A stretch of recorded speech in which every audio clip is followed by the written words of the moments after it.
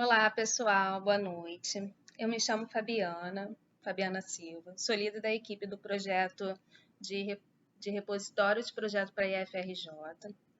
E nossa equipe ela é composta por 7 pessoas, dentre delas o Alvano, a Josiane, a Natália, a Tayane, a Tailine e a Vívia.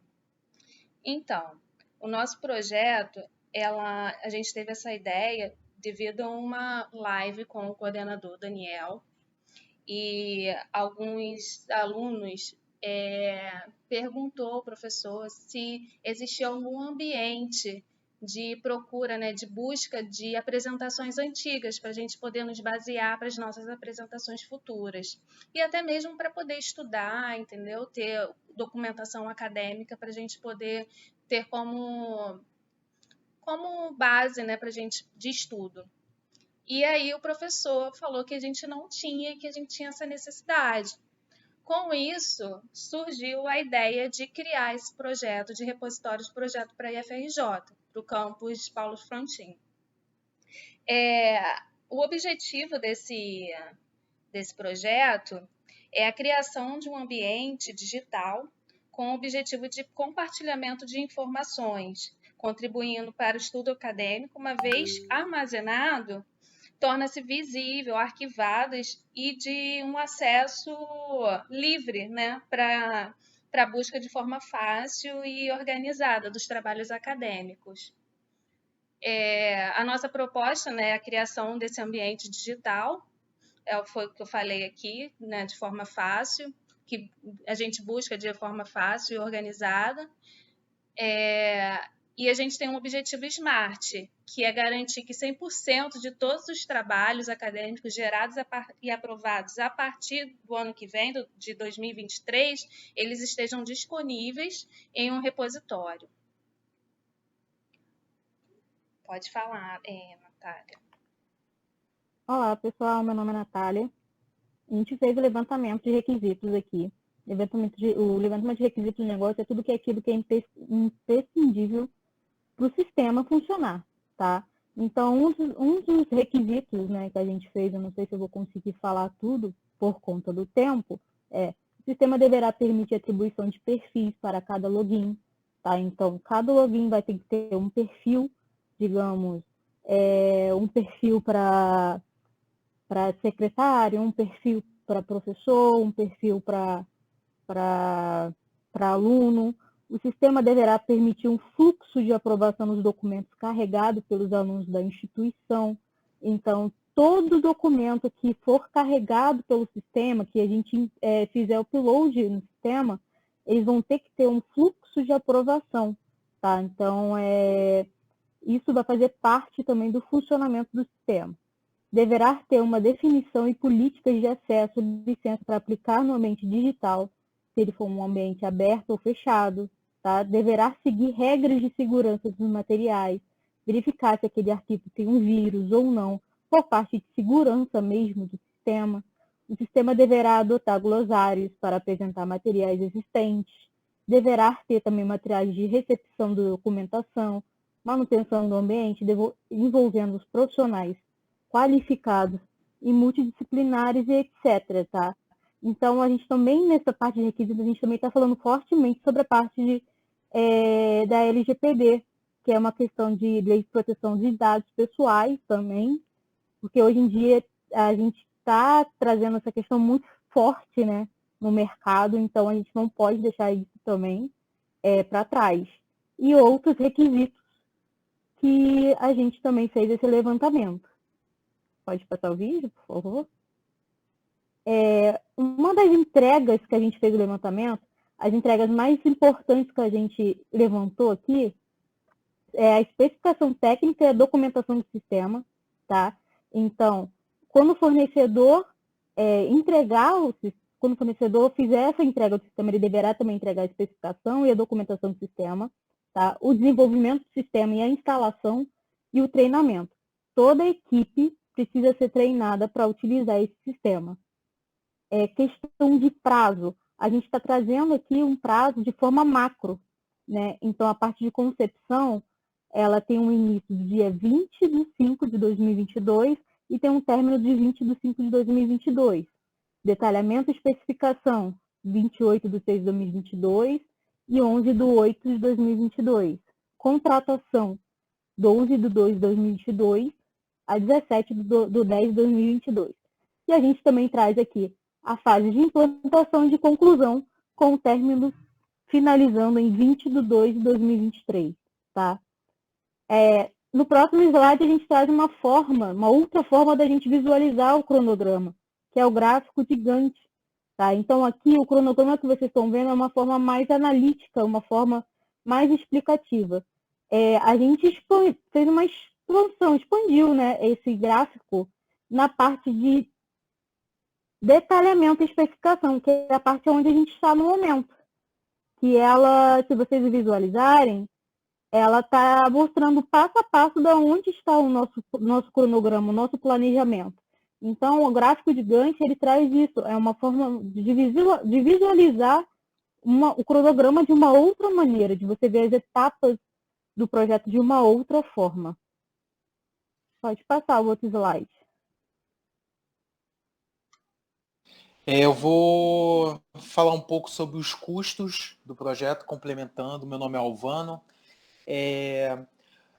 Nós dividimos os custos de implantação do repositório em entregas, pequenas entregas. Primeiro que a gente tem como objetivo fazer essa divisão de modo que a gente consiga ditar o ritmo do projeto. E segundo, a gente atrela o valor a uma entrega concreta que no caso, o fornecedor vai fazer. Nós estimamos que o projeto, o repositório como um todo, vai custar R$50 mil, com uma tolerância de exceder o valor de 10%. A gente dividiu em 2, 4, 6 entregas. A primeira que é a emissão do mapa de permissões, até complementando o que a Natália falou sobre os riscos, né? Dos requisitos, perdão, que são os níveis de acesso que o administrador TI vai fazer de acordo com os usuários. A gente definiu que vai ser R$1.000. A implantação vai custar 40 mil, que é a maior entrega do projeto. Os treinamentos, e aí vai envolver tanto a equipe de TI quanto os professores e os alunos. A gente estimou em R$6.200. A evidência de entrega vai ser as listas, né, de presença desses treinamentos. Testes, que vai ser como se fosse estressar o sistema, né? Retirar arquivo, colocar, testar níveis de permissão, atribuir para outras pessoas, para elas verificarem se as características do sistema estão liberadas ou não. E são todos esses testes que vão ser feitos. Operação assistida. Após a aprovação dos testes, a equipe que vai fornecer o repositório vai acompanhar como que está o andamento do fluxo de arquivos, download, upload, se quem está com um perfil restrito de visualização vai conseguir fazer download, e estando tudo ok, são mais R$1.600. E a entrega final, que é a aprovação dos clientes internos, seja o patrocinador, como o profissional de TI responsável, todas as partes interessadas vão aprovar e o fornecedor vai receber a parcela final, que é R$600 que a gente estimou nesse projeto. E, atrelado aos custos, no próximo slide, a gente vai falar um pouco sobre a formação das aquisições. Esse é um ponto um pouco sensível por 2 motivos. Primeiro que o IFRJ é uma instituição pública e o processo de aquisição tem que ser muito especificado em procedimento, de modo que não haja margem de anulação do processo de licitação. A gente definiu alguns pequenos processos no fluxo, que é a elaboração do plano de aquisições, que a gente definiu, que define os processos de aquisição para aquisição no repositório. A análise de risco da aquisição, que é, nós vamos avaliar quais são os fornecedores, quais são os riscos de contratar os fornecedores e a aquisição também do produto. Determinação dos critérios de avaliação comercial, que isso daí é importante, porque a gente não pode adotar um padrão para toda aquisição de todos os projetos. A gente vai adotar um específico para esse produto que é o repositório. E outros processos que fazem com que o processo de aquisição se torne íntegro e que não haja nenhum tipo de contestação na escolha do fornecedor.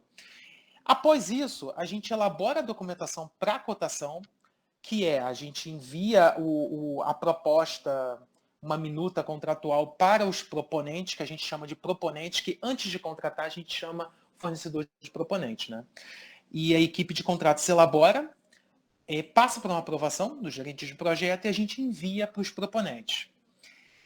Ao receber, os proponentes vão enviar as propostas, né? E vão enviar também perguntas, porque podem ter algumas questões que não estejam na proposta enviada para a cotação. E quem vai centralizar todo esse envio e recebimento é a equipe de contratos. Então, a equipe de contratos vai ser a ponte entre os proponentes e os clientes internos. Após isso, tirar todas as dúvidas dos proponentes, verificado todas as questões que os nossos clientes tenham com os proponentes, é recebido as propostas propriamente dito, com valores e determinados critérios. Após isso, a equipe de contratos vai enviar para as partes interessadas ou clientes internos do IFRJ um formulário que eles vão fazer critérios comerciais para aqueles proponentes. A partir disso, recebendo esses critérios preenchidos, a equipe de contratos vai avaliar os critérios técnicos e comerciais preenchidos pelos clientes internos e o valor. A partir daí, a gente identifica o vencedor. A partir desse momento, identificando o vencedor, é enviado para a assinatura de contrato e estão qualificados para a assinatura os diretores e os proponentes no caso, os diretores do FRJ e os diretores do proponente que passou a ser um fornecedor após a assinatura do contrato. Próximo slide, por favor, que a gente vai tratar sobre riscos. Agora é minha vez. Boa noite, pessoal. Eu vou falar um pouquinho sobre os riscos. Meu nome é Vivian. Então, como é que a gente pode definir riscos, né? Eles representam qualquer tipo de ocorrência, seja negativa ou positiva, dentro de um projeto. Então, é necessário mapeá-los, né? Que são as oportunidades ou ameaças. Então, nós fizemos uma pequena relação deles, né? E eu vou citar alguns. O primeiro seria o seguinte: a ausência. O que acontece se houver uma ausência de política de submissão da documentação? Isso pode gerar o efeito de arquivos inadequados. Eu vou exemplificar aqui. O aluno envia um arquivo que não é condizente com o tipo de trabalho, né? Que deve ser elencado no repositório. Então, a gente precisa planejar, né, ter uma política de triagem que confira o tipo de arquivo, né, que é o correto, e um espaço também precisa ser providenciado para aquele envio mesmo, né, para fazer o upload. O segundo, a gente pode ter também como risco uma ameaça, né, a ausência de fiscalização de integridade da documentação, ou seja, pode gerar o efeito de acatar da gente, a pessoa responsável pelo repositório, acatar arquivos corrompidos, né? Um exemplo o aluno envia um arquivo incompleto, que não consegue abrir, né? E isso, se não for verificado, ele vai assim, dessa forma, para dentro do repositório. Então, novamente, uma política de triagem que faça essa conferência necessária, até para o cumprimento do objetivo do repositório, que é a gente conseguir acessar e visualizar os arquivos, né? Então, o terceiro ponto a ausência de qualificação para o uso do repositório e gestão sobre o ambiente. né? A gente precisa conhecer o ambiente que é o repositório, né? A gente precisa ter treinamento para isso, pois é um tipo de ambiente específico que a gente precisa saber lidar, e a gente também precisa saber lidar até com as próprias ferramentas da informática. A gente tem que saber que apertar um delete ali pode excluir o arquivo, né? São coisas básicas, mas que precisam ser entendidas. E até sobre a forma de backup, né? Que é um processo muito importante para conservar esses arquivos, né? Então, o quarto ponto é ausência do controle estatístico. O que isso ocasiona? Ela gera falta de identificação do público-alvo e do material que é consultado, né? Então, esses elementos, eles precisam estar sedimentados numa base, né?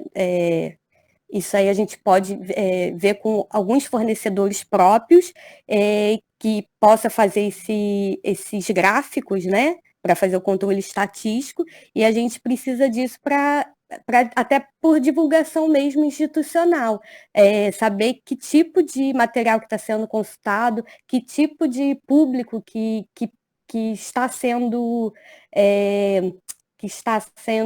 como se fala? Que está consultando esses materiais, né? Então, vamos para a ausência de aplicação da lei dos direitos autorais. O que acontece? Todo arquivo produzido, né, no repositório, ele gera um direito para o próprio autor. Então, a gente tem que zelar por isso. Então, a gente precisa, no repositório, precisa ter também uma política de direito autoral para essas pessoas, os alunos, no caso, os professores, né, quem for depositar o arquivo lá de autoria, e precisa ter esse zelo por essa política, porque nasceu um documento, com ele gera um nascimento de um direito autoral. Então, vamos para o sexto ponto, vazamento de dados e segurança da informação. Então, isso gera, o que pode gerar esses elementos? A gente pode, através, por exemplo, de um hack, a gente pode perder os arquivos e gera insegurança. Então, a gente tem que fortalecer o sistema de segurança e fazer sempre o backup para minimizar esses efeitos, né? E o sétimo, que é falta de entendimento do escopo do projeto, né? Isso pode gerar o quê? Cancelamento, aumento dos custos, ou seja, se a gente não planeja bem o escopo, tudo pode dar errado lá na frente. A gente sempre vai ter que ficar editando a concepção, a gente tem que estar fortalecido nos princípios do projeto. Então, a gente tem que ter em mente isso, de forma que a gente possa cumpri-lo em toda a sua existência, né? Vamos colocar assim. Então é isso, pessoal. Eu vou falar um pouquinho sobre as partes interessadas. As partes interessadas são grupos, organizações, pessoas que impactam ou são impactadas pelo projeto. Ou seja, são os stakeholders, todas as pessoas que a participação são indispensáveis. E no caso do repositório, as partes interessadas é o cliente, que é o coordenador Daniel, a equipe de projeto, que são o pessoal aqui do grupo, Tairine, a Vivian, Natália, Josiane, Alvano, eu, e a comunidade acadêmica, que são os docentes e demais servidores habilitados para visualização ao repositório, porque, no caso, para poder ter acesso ao repositório, tem que ser os habilitados. E coordenação de TI, que são os coordenadores de infraestrutura, segurança da informação e analistas, equipe da biblioteca, que são os bibliotecários, auxiliares e assistentes, equipe de comunicação e marketing, comunicação interna e externa, fornecedores, que são os representantes. E essas são as partes interessadas do projeto. Boa noite, meu nome é Tailine e eu vou falar um pouquinho sobre as plataformas escolhidas para serem os repositórios escolhidos para ser repositório da IFRJ. Nós tivemos um cuidado de, além de procurar plataformas que trouxessem os requisitos que nós solicitamos, como, por exemplo, questão de risco de acesso indevido, que tivesse perfis, pensando na LGPD, custo e demais informações que podemos encontrar no projeto. Além disso, nós pensamos também nas que são mais utilizadas. Por quê? Porque uma plataforma que, por favor, pode voltar o slide, uma plataforma que tem pouca utilização, pouco recurso, tem a possibilidade de acabar. Então, nós escolhemos, a partir do OpenDoar, que é um site que a gente pode consultar repositórios, o DSpace, que ele é o mais utilizado no mundo, e o ePrints, que é o segundo mais utilizado no mundo. Por favor, agora pode seguir. Pensando então na questão dos requisitos, no custo, nos riscos principalmente, nós escolhemos os mais usados, que é o DSpace e o ePrints. A ideia é que os stakeholders da IFRJ possam entender um pouquinho mais sobre esse mundo dos requisitos, que nós vamos falar agora, para escolher um que seja mais conveniente para a instituição. Ambos, deixando bem claro que ambos são capazes de suprir todas as necessidades que nós podemos envolvidas no projeto. Por exemplo, falando um pouquinho sobre o DSpace, além dele ter treinamentos, o download, ser o mais utilizado no mundo e possui uma vasta comunidade que ajuda no desenvolvimento de ferramentas, ele também pode ser instalado em Windows e Linux. Um pouquinho assim de recursos que eu posso citar que o DSpace possui, além de ser, que é muito importante, ele é um software livre de código aberto, ele também preserva conteúdo digital como PDF, Word, ele tem otimização para indexação, ele tem suporte multi-idiomas, então ele tem uma série de ferramentas que também podem ser integradas. Os treinamentos estão disponíveis, como eu já falei, no site, e são de fácil acesso a qualquer pessoa que vá instalar e utilizar a ferramenta. Já o ePrints, ele também é um software de código aberto.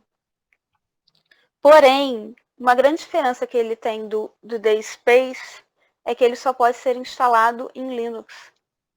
Ele não pode ser instalado num sistema operacional Windows. Também tem uma instalação relativamente simples, assim como o DSpace possui ferramentas criadas pela comunidade. É uma plataforma desenvolvida por uma universidade que busca recursos próprios para se manter e tem se mantido ao longo do tempo. E, além das ferramentas, os treinamentos podem ser dados presencialmente nessa universidade inglesa, como também podem ser via web. A opinião do grupo, né, é que a plataforma DSpace ela é mais encorpada, ela possui uma comunidade mais forte e é mais consolidada no mercado. Mas ambas são capazes de suprir qualquer necessidade que a instituição procure. E o objetivo era falar um pouquinho sobre elas, né? Tipo, a diferença que uma tem da outra, principalmente a questão do sistema operacional, que pode ser crucial para a instalação.